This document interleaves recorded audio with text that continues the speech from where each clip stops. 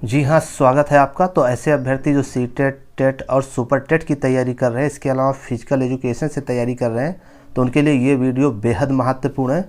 और ये मनोविज्ञान के ये प्रश्न अक्सर पेपर में पूछे जाते हैं। देखिए, जो पहला प्रश्न इसमें दिया गया है कि शिक्षार्थियों द्वारा की गई गलतियाँ और त्रुटियाँ, जो विद्यार्थियों द्वारा गलतियाँ और त्रुटियाँ की जाती हैं, उसको किस रूप में देखा जाना चाहिए। ठीक है, तो ये जो है अध्यापक को इस रूप में देखा जाना चाहिए, उनके चिंतन को समझने के अवसर के रूप में देखा जाना चाहिए। ठीक है ना। तो ये पहले प्रश्न का कॉन्सेप्ट हो गया। दूसरा प्रश्न इसमें दिया है कि बाल केंद्रित कक्षा की एक प्रमुख विशेषता क्या है। जो बाल केंद्रित कक्षा होती है उसकी प्रमुख विशेषता क्या है। देखिए, उसमें प्रमुख विशेषता ये होती है ना कि शिक्षक के मार्गदर्शन से शिक्षार्थियों को अपनी स्वयं की समझ का निर्माण करने के लिए उत्तरदायी बनाया जाता है। ठीक है। चलिए, तीसरा प्रश्न क्या कह रहा है, प्रगतिवादी शिक्षा क्या है। प्रगतिवादी शिक्षा किस पर बल देती है।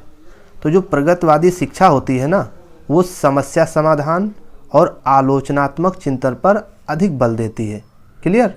चलिए, नेक्स्ट पॉइंट की बात करते हैं। ये आपका चौथा प्रश्न है, बाल केंद्रित शिक्षा में शामिल है। ठीक है, बाल केंद्रित शिक्षा में किस प्रकार की गतिविधियां शामिल हैं। तो बच्चों के लिए हस्तपरक गतिविधियां शामिल हैं। क्लियर। चलिए, नेक्स्ट पॉइंट की बात करते हैं कि बच्चों की त्रुटियों के बारे में क्या कथन है, सही है। ठीक है ना, बच्चे जो त्रुटियां करते हैं उसके बारे में सत्य कथन है। ठीक है, बच्चों की त्रुटियां उनके सीखने का अंग है। ठीक है ना, जब तक बच्चा गलती नहीं करेगा तब तक वो सीख नहीं पाएगा। आपने पढ़ा होगा प्रयास और त्रुटि सिद्धांत। ठीक है ना, प्रयास और त्रुटि सिद्धांत थॉर्नडाइक के देन है। उन्होंने कहा था कुछ नई चीज़ें जब सीखने की कोशिश करेंगे ना तो उसमें त्रुटि होगी, तो ये सीखने के अंग हैं। चलिए, नेक्स्ट पॉइंट की बात करें कि शिक्षा को बाल केंद्रित शिक्षा माना जाता है। कब माना जाता है, जब बालक की मांग, रुचि और अभिवृत्ति की प्राथमिकता होती है, तभी शिक्षा को बाल केंद्रित शिक्षा माना जा सकता है। अभिवृत्ति मतलब मनोवृत्ति, जैसा बालक पढ़ना चाहता है, जैसे उसकी रुचि होती है, उसी की प्राथमिकता होनी चाहिए। ऐसा नहीं होना चाहिए कि अध्यापक अपने हिसाब से पढ़ाए। अध्यापक बच्चों की मनोवृत्ति, रुचि के अनुसार पढ़ाए, तभी ये बाल केंद्रित शिक्षा माना जाएगा।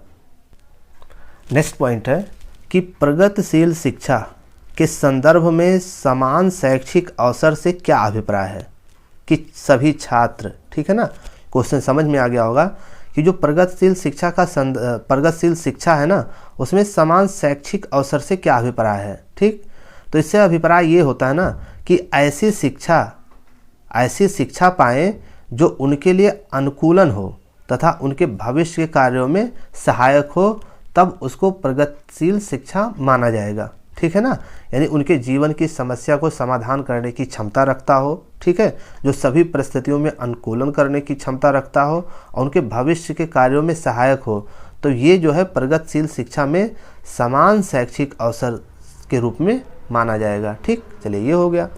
नेक्स्ट पॉइंट है कि बाल केंद्रित शिक्षा का समर्थन किस विचारक द्वारा किया गया था। ये भी क्वेश्चन कई बार पूछा जा चुका है।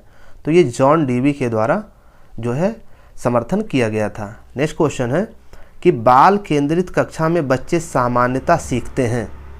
ठीक है ना, जो बाल केंद्रित शिक्षा होती है उसमें बच्चे किस प्रकार सीखते हैं ये बताना है। तो सही जवाब हो जाएगा वैयक्तिक, यानी कि व्यक्तिगत भी सीखते हैं और सामूहिक, दोनों रूपों में सीखते हैं। क्लियर।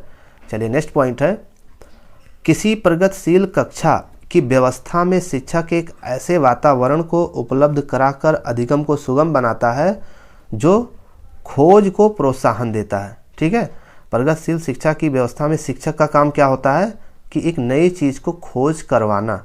ठीक है ना, ताकि एक नई चीज़ का आविष्कार करवाना, ताकि एक नई चीज़ खोज सके और शिक्षा जो है आगे बढ़ सके। नेक्स्ट पॉइंट है, प्रगतिशील शिक्षा में अपरिहार्य है कि कक्षा कक्ष।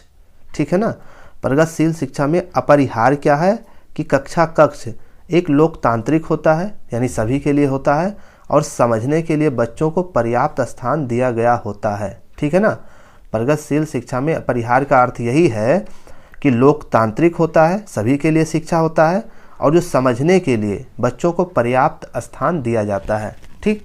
नेक्स्ट पॉइंट, यदि आप बच्चों को सिखाना चाहते हो तो बच्चों से सीखिए, ठीक है ना। यदि आप बच्चों को सिखाना चाहते हैं तो बच्चों से सीखिए, ठीक है ना। तो क्या सीखिए? बाल केंद्रित शिक्षा की ओर, ठीक है ना। अगर आप बच्चों को कुछ सिखाना चाहते हैं तो बच्चों को सीखिए बाल केंद्रित शिक्षा की ओर, ठीक है ना। नेक्स्ट पॉइंट है, बच्चों में ज्ञान की रचना करने और अर्थ का निर्माण करने की क्षमता होना। इस परिप्रेक्ष्य में एक शिक्षक की भूमिका क्या होनी चाहिए? तो ये निर्देशक की भूमिका होनी चाहिए, ठीक। नेक्स्ट पॉइंट कह रहा है कि प्रोजेक्ट, क्या लिखा है? प्रोजेक्ट शिक्षण विधि संबंधित है। किससे संबंधित है? तो ये किलपैट्रिक और जॉन डीबी से संबंधित है। नेक्स्ट है, शिक्षा की प्रक्रिया के अंग होते हैं। कौन कौन? शिक्षक, शिक्षार्थी और पाठ्यक्रम, ये शिक्षा की प्रक्रिया के अंग होते हैं, ठीक है ना। ये त्रिध्रुवीय प्रक्रिया है। नेक्स्ट पॉइंट है कि जॉन डीबी द्वारा समर्थित जो लैब विद्यालय है उसके उदाहरण हैं। किस प्रकार के? वो प्रगतिशील विद्यालय के उदाहरण हैं। क्लियर?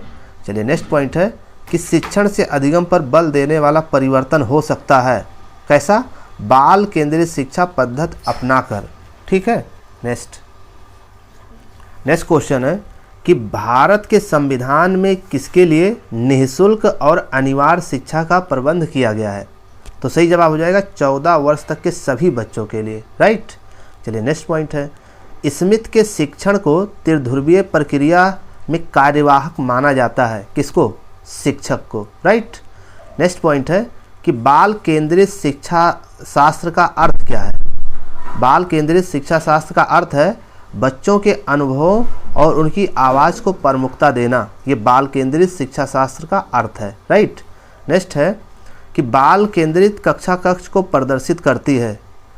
कौन सी कक्षा बाल केंद्रित कक्षा कक्ष को प्रदर्शित करती है? ठीक है, एक ऐसी कक्षा जिसमें शिक्षार्थी समूहों में बैठे हों और शिक्षिका बारी बारी से प्रत्येक समूह में जा रही है, तो उसको माना जाएगा बाल केंद्रित कक्षा कक्ष। ठीक है, और भी महत्वपूर्ण प्रश्नों पर चर्चा इसके नेक्स्ट वीडियो पे।